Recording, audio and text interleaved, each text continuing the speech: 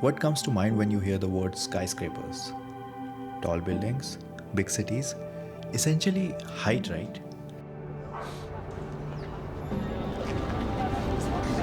But what if I told you that's not really what skyscrapers are all about? What if I told you that they are about control? And New York figured that out early. In fact, there's one small corner in New York City where you can watch that realization happen step by step over just 26 years.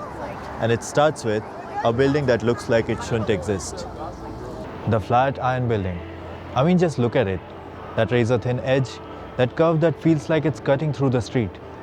It looks less like a building and more like a ship cutting straight through Fifth Avenue. Today, we treat it like an icon. But when this went up in 1902, people were terrified about it. In fact, there were bets going on that the first windstorm would just snap it in half. And honestly, that fear makes sense. Because before this moment, if you wanted to go higher, you didn't get clever. You just made the walls thicker at the bottom, sometimes 10 feet thick, which meant height was expensive and wasteful. And then the Flatiron did something sneaky. I mean, right now, you can only see the scaffolding covering its walls, but for Flatiron, the walls are just a thin skin of terracotta, just decoration. It had no structural impact because it used a steel frame to stand tall. And today, a steel frame sounds like common knowledge, but it was revolutionary for its time. But stay here for a second. Stand right here. You feel that wind? That's not accidental. This sharp triangular shape creates a constant wind tunnel down 23rd Street. It used to whip up women's skirts so much that guys would gather here just to watch. Enough of them that the police had to chase them away shouting 23, Skidoo, which basically meant move along. And it became a popular slang for the time. It's a funny bit of folklore, but it tells you something important.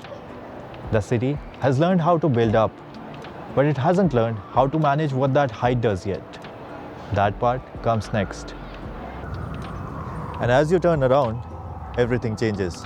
The mood shifts. As the Flatiron feels playful, almost reckless, this feels heavier. This is the Metropolitan Life Tower. It's modeled after a bell tower in Venice. And guess what they put on this building? Clocks. 4 of them. 1 on each side. And they weren't simple decorations. They were instructions. Before everyone had a watch in their pocket, this was it for New Yorkers. This building told the city when to start, when to eat, and when to go home. At the very top was a spire. And even that wasn't decorative. It was a functioning lighthouse. Not for ships, but for people. They called it the light that never fails. Every 15 minutes, it flashed, synchronizing the city, even in the dark. This is where skyscrapers stop being spectacles. They become tools. Tools to coordinate people, to impose rhythm on a growing city. Time is no longer a suggestion, it's enforced. And once you do that, the question isn't how the city runs anymore, it's who it runs for. And that takes us to the next one. The New York Life Insurance Building. At first glance, you notice the symmetry and obviously that glowing pyramid on top. But as you get close, and I mean really get close, and look at those bronze gates, you'll see a pattern of hearts woven straight into the metal. It's a strange, almost dark bit of branding. This is an insurance company after all.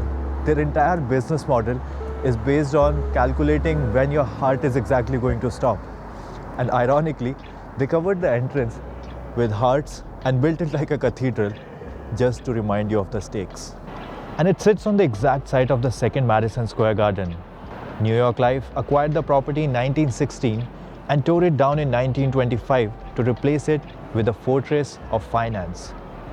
And this fortress became a promise of stability in a city that never stops changing. So the next time you think about skyscrapers, think about how Flatiron taught this city how to stand, how the MetLife Tower showed it how to control time, and how the New York Life Building showed it how to consolidate power. In just 26 years, New York learned how to organize life vertically. And that story wasn't written, it was built, one floor at a time. The city has been explaining itself this whole time. Are you listening?